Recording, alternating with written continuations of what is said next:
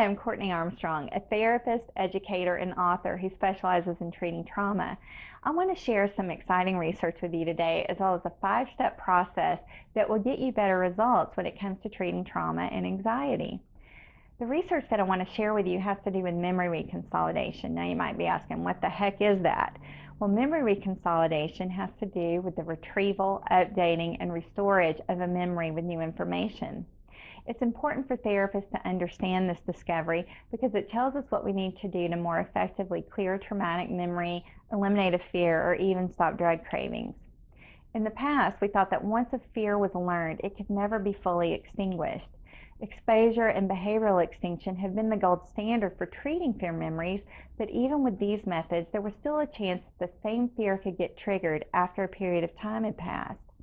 Researchers concluded that this happens because with exposure treatment, we were not updating the original memory. What we were doing is creating two separate memories, one still associated with fear and another that was not associated with fear. And these two memories would compete for expression. But in the year 2000, a neuroscientist named Kareem Nader discovered that whenever we retrieve a memory, it's like opening a file on your computer, and it actually can be modified with new information within a brief period of time.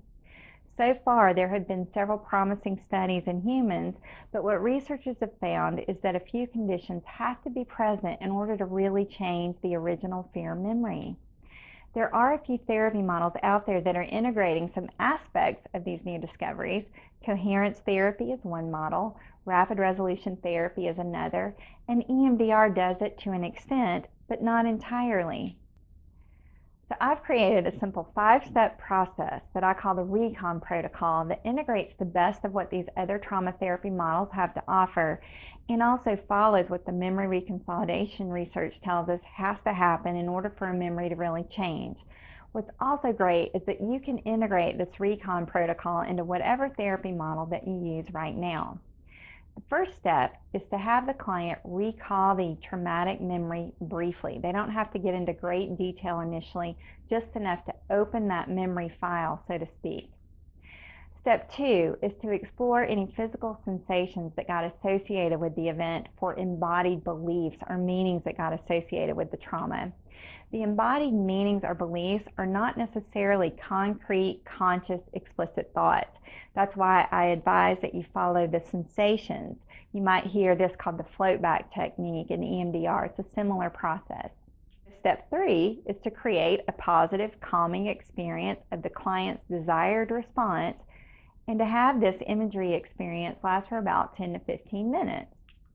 This calming, positive experience does two things. It calms the nervous system to prevent hyperarousal, and it begins to prepare the mind to accept new information.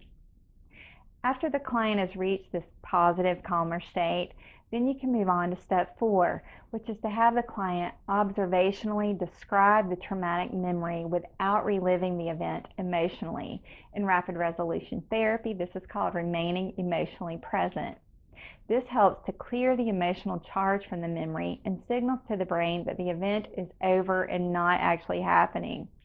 Step 5, the last step in the RECON process, is to neutralize any meanings that got attached to the event with a contrasting experience. The memory reconsolidation research calls this a mismatch experience or a prediction error, because for a memory to really change, something has to happen during the reprocessing that's in stark contrast to what the brain would expect. It has to come in the form of an experience rather than an intellectual discussion, because the emotional brain learns through an experience, not through words. The mismatch experience is the key to deep and lasting change. Many of the mismatch experiences that I use and teach therapists include creative uses of imagery, metaphor, role play, humor, music, and movement. My clients love it, and there is an art to the process.